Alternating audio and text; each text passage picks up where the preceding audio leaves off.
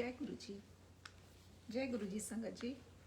आज हम श्री शिव महापुराण के 9वें खंड का 15, 16, 17 अध्याय का पाठ करेंगे एवं 10वें खंड के पहले अध्याय का पाठ करेंगे। ओम नमः शिवाय, शिव जी सदा सहाय। ओम नमः शिवाय, गुरु जी सदा सहाय। 15वां अध्याय। नारद जी बोले, हे पिता, मैं यही जानना चाहता हूँ कि सभी देवता वीर रूप में पूजे जाते हैं अथवा केवल शिव जी को ही वीर रूप में पूजा जाता है। आप मुझे यह भी बताइए कि क्या केवल शिव जी के ही लिंग की पूजा करनी चाहिए, अन्य देवताओं की नहीं? यह सुनकर ब्रह्मा जी ने उत्तर दिया, हे नारद, तुम्हारे इस प्रश्न का उत्तर भगवान सदाशिव के अतिरिक्त अन्य कोई नहीं दे सकता। इस संबंध में उन्होंने मुझसे जो कुछ कहा था वह मैं तुम्हें सुनाता हूँ। इस वृतांत को सुनने से दोनों लोकों में अत्यंत आनंद प्राप्त होता है। भगवान सदाशिव ब्रह्मस्वरूप, निर्गुण, सगुण, लिंग रूप तथा निराकार हैं। शिव जी के वीर स्वरूप का वर्णन साकार रूप में किया जाता है। अस्तु, लिंग तथा वीर, इन तीनों रूपों में भगवान सदाशिव सब लोगों द्वारा पूजा किए जाने योग्य हैं। ब्रह्म का नाम किसी अन्य देवता के लिए नहीं दिया जा सकता। यह तीनों लोग भगवान सदाशिव के सेवक हैं, क्योंकि उनके अतिरिक्त अन्य कोई देवता निष्कलंक नहीं है। यही कारण है कि अन्य किसी देवता को अपने लिंग की पूजा नहीं करानी चाहिए। अन्य सभी देवताओं में ब्रह्म तत्व अधिक मात्रा में नहीं पाया जाता, इसलिए शिव जी का वीरलिंग सब देवताओं द्वारा पूजा किया जाने योग्य है। यह बात अत्यंत प्राचीन तथा प्रसिद्ध भी है। जो मनुष्य इस वृतांत को पढ़ते हैं उन्हें भी सिद्धियां प्राप्त होती हैं। हे नारद, इसी संबंध में नंदीश्वर ने सनत कुमार से बहुत कुछ कहा। सनत कुमार ने एक बार उनसे यह कहा, हे नंदीश्वर, आपने शिव जी के अत्यंत पवित्र चरित्रों का वर्णन किया है, परंतु आपने शिव जी के लिंग की पूजा का जो प्रतिपादन किया है उससे मेरे मन में संदेह की उत्पत्ति हुई है। मैं यह चाहता हूँ कि आप मुझे शिव जी के लिंग का वर्णन सुनाने की कृपा करें। यह सुनकर नंदीश्वर ने उत्तर दिया, हे सनत कुमार, पिछले कल्प में जब प्रलय हो गया उस समय ब्रह्मा तथा विष्णु एक दूसरे से विवाद करते हुए परस्पर युद्ध करने लगे। तब भगवान सदाशिव उन दोनों का अहंकार दूर करने के हेतु एक आदि अंत से रहित ज्योतिर्मय खंभे के रूप में प्रकट हुए। वह खंभा लिंग के समान लक्षणों वाला था। उस समय शिव जी ने उन दोनों के अहंकार को नष्ट कर परम धर्म की शिक्षा दी। तभी से तीनों लोकों में लिंग वीर की पूजा प्रचलित हुई। इस संबंध में मैं तुम्हें पूर्व काल की एक कथा सुनाता हूँ। हे सनत कुमार, पूर्व समय में जब देवताओं के स्वामी विष्णु अपनी शैया पर आनंद पूर्वक शयन कर रहे थे, उस अवसर पर ब्रह्मा कहीं से उनके समीप जा पहुँचे और उन्हें लेटे हुए देख अत्यंत क्रुद्ध हो अहंकार में भर इस प्रकार कहने लगे, हे अभिमानी, तुम कौन हो जो हमारे आने पर भी इस प्रकार लेटे हुए हो? हम तुम्हारे स्वामी हैं तथा अत्यंत कृपा करके तुम्हारे पास आए हैं। यह सुनकर विष्णु ने उन्हें उत्तर दिया, हे ब्राह्मण, तुम हमारे पुत्र हो, अस्तु तुम्हें ऐसे कटुवचन कहना उचित नहीं है। तुम यहाँ आनंद पूर्वक बैठो और अपने अहंकार को त्याग दो। यह सुनकर ब्रह्मा बोले, हे विष्णु, तुम हमें अपना पुत्र किस प्रकार कहते हो? इस प्रकार की दुर्बुद्धि द्वारा हमारे हृदय से धर्म को त्याग देना श्रेष्ठ नहीं है। क्या तुम्हें यह नहीं ज्ञात है कि हमारे नाम स्वयंभू, अज, परमेष्ठी, विधाता तथा ब्रह्मा आदि हैं? हम तुम्हारे पिता हैं और तीनों लोकों को धारण करने वाले हैं। हमको उत्पन्न करने वाला तीनों लोकों में कोई नहीं है। तुम्हारी बुद्धि नष्ट हो गई है जो तुम स्वयं को हमारा स्वामी कहते हो। यह सुनकर विष्णु ने उत्तर दिया, हे पुत्र, तुम हमारी नाभि से उत्पन्न हुए हो और माया में भूलकर अपने को सबका स्वामी समझ बैठे हो। हे सनत कुमार, इस प्रकार ब्रह्मा तथा विष्णु बहुत समय तक विवाद करते रहे। तदुपरांत उन दोनों में घोर युद्ध होने लगा। उस समय दोनों ओर के संबंधी, सहायक तथा गण आदि भी अपना अपना पक्ष लेकर एक दूसरे के विरुद्ध युद्ध करने में प्रवृत्त हो गए। दोनों ओर से अनेक प्रकार के अस्त्र शस्त्र चलने लगे। उस युद्ध को देखकर सभी देवताओं को अत्यंत आश्चर्य हुआ, परंतु शिव जी की माया के वशीभूत होने के कारण वास्तविक भेद को कोई नहीं जान सका। युद्ध करते समय विष्णु ने ब्रह्मा के ऊपर माहेश्वर नामक बाण छोड़ा। तब ब्रह्मा ने भी क्रुद्ध हो पाशुपत अस्त्र का प्रहार किया। वे दोनों बाण एक दूसरे से मिलकर प्रलय करने लगे तथा संपूर्ण सृष्टि में अग्नि वर्षा कर उठे। उस समय सब देवताओं ने अत्यंत भयभीत होकर यह विचार किया कि हमें शिव जी की शरण में जाकर रक्षा करने हेतु प्रार्थना करनी चाहिए। ओम नमः शिवाय, शिव जी सदा सहाय। ओम नमः शिवाय, गुरु जी सदा सहाय। 16वां अध्याय।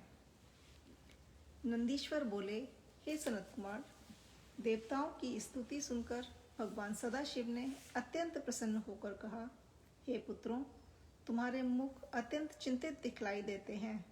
अस्तु, तुम हमें अपने दुख का कारण सुनाओ। यह सुनकर सब देवताओं ने प्रार्थना करते हुए कहा, हे प्रभु, इस समय ब्रह्मा तथा विष्णु में महाभयानक युद्ध हो रहा है। ऐसा प्रतीत होता है मानो थोड़ी ही देर में प्रलय हो जाएगा। उन दोनों के बाणों द्वारा निकली हुई अग्नि तीनों लोगों को भस्म किए देती है। हम भी उस ज्वाला से भयभीत होकर आपकी शरण में आए हैं। हे सनत कुमार, यह सुनकर भगवान सदाशिव ने देवताओं से कहा, हे देवताओं, अब तुम निशंक रहो। हम वहां जाकर युद्ध बंद कराए देते हैं। इतना कहकर शिव जी ने अपने गणों को भी चलने की आज्ञा दी। उस समय अनेक प्रकार के बाजे बजने लगे तथा जय जयकार होने लगा। तदुपरांत शिव जी गिरिजा तथा अपने पुत्रों सहित मद्र नामक रथ में बैठकर देवताओं सहित युद्ध स्थल में जा पहुँचे। वहाँ शिव जी ने उन देवताओं को अपनी माया के वशीभूत हो युद्ध करते देखकर अपने ज्योति रूप को प्रकट किया। उस ज्योति स्वरूप की गति को कोई नहीं जान सका तथा उस महाज्योति के प्रकट होते ही ब्रह्मा तथा विष्णु के बाण एक दूसरे से अलग हट गए, शांत हो गए। इस आश्चर्य को देखकर ब्रह्मा तथा विष्णु ने युद्ध करना बंद कर दिया और यह निश्चय किया कि हम दोनों में जो व्यक्ति इस ज्योति स्वरूप खंबे के आदि और अंत का पता लगा लावेगा, वही सबका स्वामी स्वीकार किया जाएगा। इस निश्चय अनुसार विष्णु शूकर का रूप धारण कर पृथ्वी के नीचे की ओर चले तथा ब्रह्मा हंस का स्वरूप धारण कर आकाश की ओर उड़े, परंतु उन दोनों में से किसी ने भी उस ज्योति रूप खंबे का आदि अंत नहीं पाया। तब ब्रह्मा केतकी फूल को अपने साक्षी के रूप में साथ लेकर लौटे और केतकी ने विष्णु जी से यह झूठ बात कही कि ब्रह्मा ने उस ज्वाला के आदि को देख लिया है, परंतु विष्णु ने इसी सत्य को स्वीकार किया कि वे इस ज्वाला के अंत को नहीं पा सके हैं। ओम नमः शिवाय, शिव जी सदा सहाय। ओम नमः शिवाय, गुरु जी सदा सहाय। 17वां अध्याय। नंदीश्वर ने कहा, हे सनत कुमार, विष्णु के सत्य को देखकर भगवान सदाशिव अत्यंत प्रसन्न हुए तथा ब्रह्मा के मिथ्या वचन को सुनकर अत्यंत कुपित हुए। तदुपरांत उन्होंने अपना मुख्य रूप उन देवताओं के बीच प्रकट कर दिया। उस स्वरूप को देखकर विष्णु जी स्तुति करने लगे। तब शिव जी ने अत्यंत प्रसन्न होकर उसने यह कहा, हे विष्णु, हम तुम्हारे सत्य को देखकर बहुत आनंदित हुए हैं। हम तुम्हें वर देते हैं कि तुम हमारे समान हो जाओगे तथा सब लोग तुम्हारी पूजा भी हमारी ही पूजा की भांति किया करेंगे। इस प्रकार विष्णु को वरदान देकर भगवान सदाशिव ब्रह्मा जी से बोले, हे ब्रह्मन, तुमने सांसारिक आनंद तथा प्रशंसा प्राप्त करने के हेतु अपने धर्म को त्यागा है, और तुम तीनों लोकों में अपना पूजन कराने के लिए झूठ भी बोले हो। इतना ही नहीं, तुमने मिथ्या साक्षी को भी उपस्थित किया। अस्तु, हम तुम्हें यह शाप देते हैं कि तीनों लोकों में कोई भी तुम्हारी पूजा नहीं करेगा तथा कोई भी देवता अथवा मुनि तुम्हें अपना स्वामी स्वीकार नहीं करेगा। हे सनत कुमार, शिवजी के मुख से यह वचन सुनकर ब्रह्मा ने अत्यंत लज्जित होकर बहुत प्रकार से विनय करते हुए कहा, हे प्रभु, अब मैं आपकी शरण में आया हूँ। ब्रह्मा के इन विनम्र वचनों को सुनकर शिवजी प्रसन्न हो गए। तब वे इस प्रकार कहने लगे, हे ब्राह्मण, अब हम तुम्हें युक्तिपूर्वक यह वर देते हैं कि तुम वैधानिक मुक्कर आदि में गुरु हुआ करोगे और अपना पूरा भाग प्राप्त करोगे। ब्रह्मा से इस प्रकार कहकर शिवजी केतकी पुष्प से बोले, हे केतकी, तूने धर्म के विरुद्ध आचरण करते हुए मिथ्या साक्षी दिया है। अस्तु, तू आज से हमारी पूजा के काम नहीं आएगी। यह सुनकर केतकी ने अत्यंत दुखी हो शिव जी की प्रार्थना करते हुए कहा, हे प्रभु, आप मेरे अपराध को क्षमा कर देने की कृपा करें। वेद इस बात को कहते हैं कि आप शरणागत पालक हैं तथा आपके स्मरण मात्र से ही सब पाप नष्ट हो जाते हैं। फिर मैं तो आपको सशरीर देख रही हूँ, ऐसी अवस्था में मेरे पाप नष्ट क्यों नहीं होंगे। यह सुनकर शिवजी ने प्रसन्नतापूर्वक कहा, हे केतकी, हम तुम्हारी विनय से अत्यंत प्रसन्न हुए हैं। अस्तु, अब यह वरदान देते हैं कि तुम मुझ पर वितान के द्वारा चढ़ोगी। इस प्रकार शिवजी ने सब लोगों पर अत्यंत अनुग्रह किया। हे सनत कुमार, उस समय ब्रह्मा तथा विष्णु ने दाएं बाएं खड़े होकर परिवार सहित भगवान सदाशिव का पूजन किया। तब शिवजी ने अत्यंत प्रसन्न होकर यह कहा, हे ब्रह्मा तथा विष्णु, तुम दोनों हमें प्राणों के समान प्रिय हो। आज का दिन परम पवित्र तथा मुक्ति को देने वाला है। यह संसार में शिवरात्रि के नाम से प्रसिद्ध होगा। शिवरात्रि का व्रत सब लोगों को अत्यंत आनंद प्रदान करेगा। तुम लोग इस दिन व्रत करके हमारे लिंग की पूजा किया करना। इससे तुम्हारे सभी पाप तथा दोष नष्ट हो जाएंगे। हम यहाँ लिंग रूप होकर प्रकट हुए हैं। अस्तु, इस स्थान का नाम लिंगालय प्रसिद्ध होगा। सब लोगों की पूजा के निमित्त हम इस लिंग में पूर्ण अंश में विराजमान रहेंगे। इस स्थान का नाम अरुणाचल होगा। जो लोग यहाँ आकर हमारी पूजा करेंगे वे परम पद को प्राप्त होंगे। हे सनत कुमार, इतना कहकर शिव जी ने संपूर्ण मरी हुई सेना को जीवित कर दिया। फिर उन्होंने यह इच्छा करके कि हम ब्रह्मा तथा विष्णु के अहंकार को सदैव के लिए नष्ट कर दें, इस प्रकार कहना आरंभ किया। हे ब्रह्मा तथा हे विष्णु, हम तुमसे वेदों का सार कहते हैं। हमारे दो स्वरूप हैं, एक निष्फल तथा दूसरा सकल। हम ब्रह्म अलग तथा संपूर्ण सृष्टि के प्राण हैं। सर्वप्रथम हम खंबे के रूप में प्रकट हुए, तदुपरांत सब अंगों सहित प्रकट हुए हैं। तुम दोनों ने अपने को संसार का स्वामी समझकर व्यर्थ ही इतना युद्ध किया, इसलिए हमें यहाँ निराकार रूप में आना पड़ा। अब तुम्हें कभी ऐसे भ्रम में नहीं पड़ना चाहिए।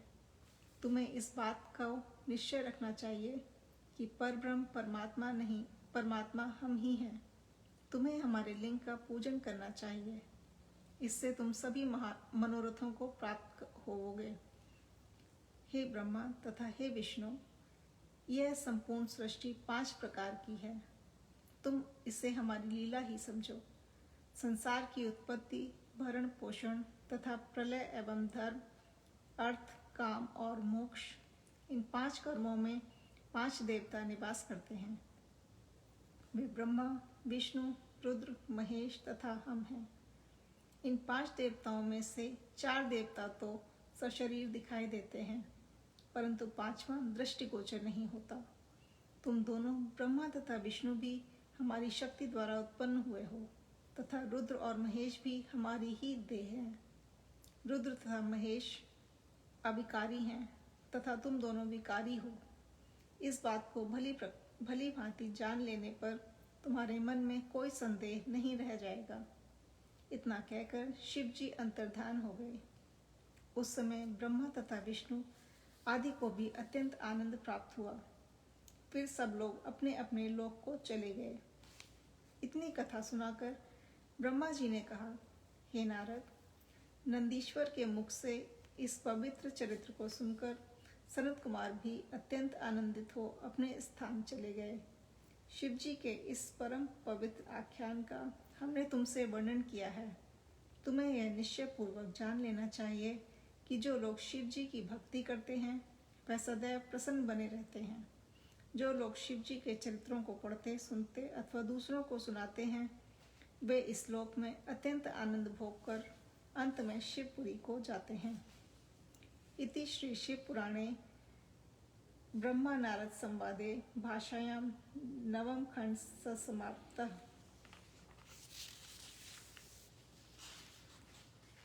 10वां खंड, पहला अध्याय। ओम नमः शिवाय, शिव जी सदा सहाय।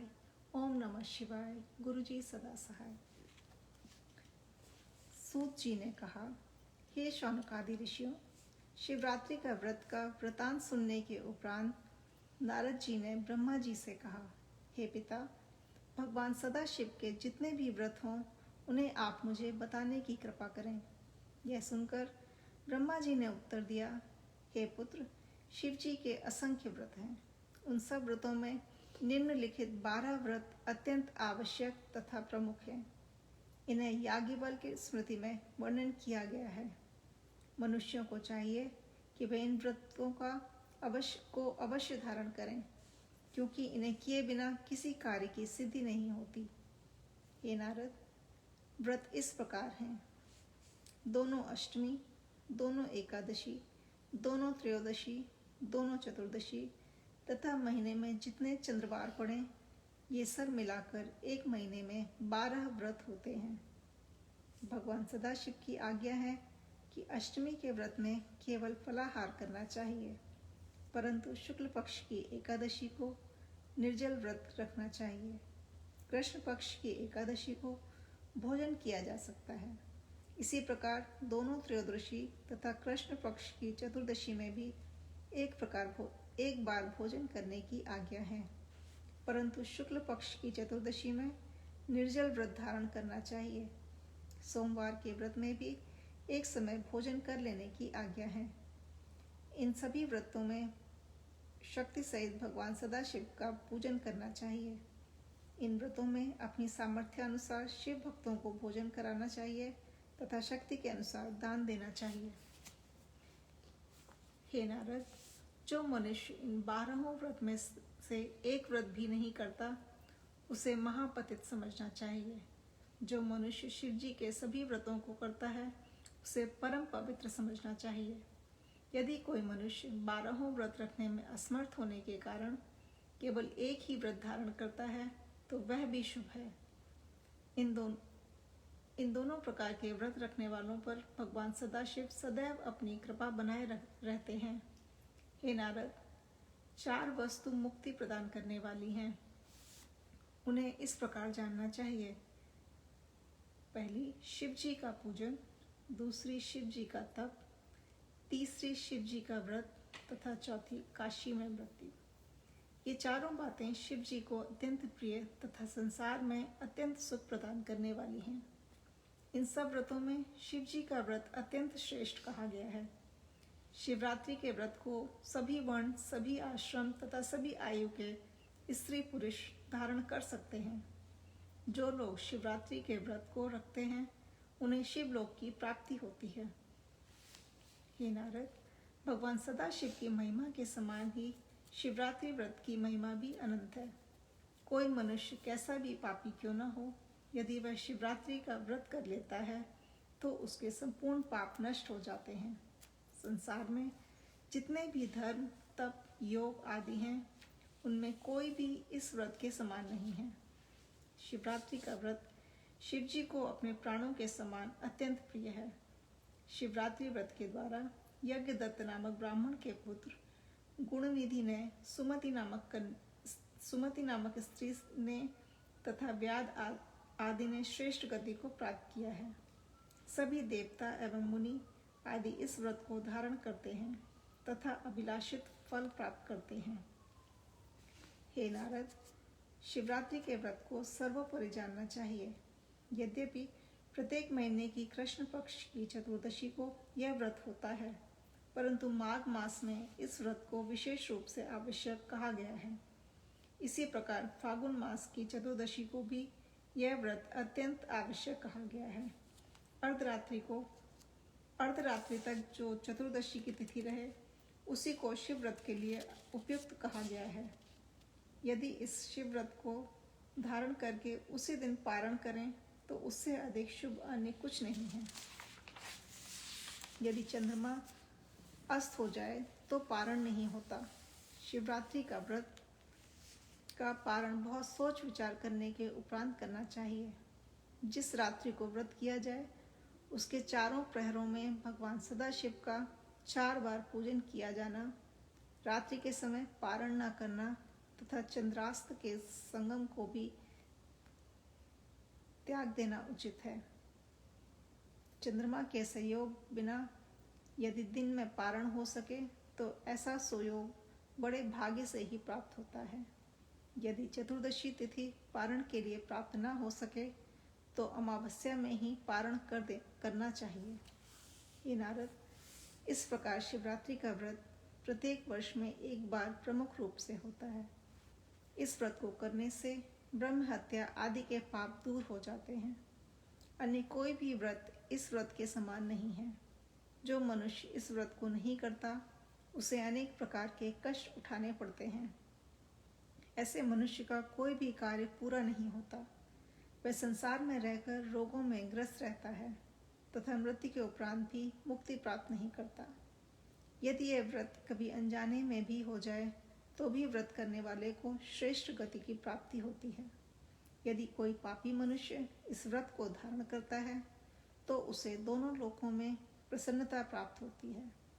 जो मनुष्य निश्चय पूर्वक इस व्रत को धारण करता है उसे देखकर यमराज भी भयभीत होने लगते हैं। ऐसे मनुष्य पर शिव जी सदैव प्रसन्न रहते हैं तथा उस पर अत्यंत कृपा करके लोक में सभी पदार्थ तथा परलोक में मुक्ति प्रदान करते हैं। शिवरात्रि व्रतधारी का संपूर्ण कुल भी मुक्त हो जाता है तथा देवता, मुनि आदि सभी लोग उसकी प्रशंसा करते हैं। हे नारद, इस प्रकार मैंने तुमसे शिवरात्रि व्रत की महिमा का वर्णन किया। अब चारों प्रहर की पूजा विधि का वर्णन सुनो। ओम नमः शिवाय, शिव जी सदा सहाय। ओम नमः शिवाय, गुरु जी सदा सहाय। संगत जी, आज की रीडिंग यहीं ख़त्म होती है। अगली रीडिंग शुक्रवार को रात में 9 बजे होगी। जय गुरु जी।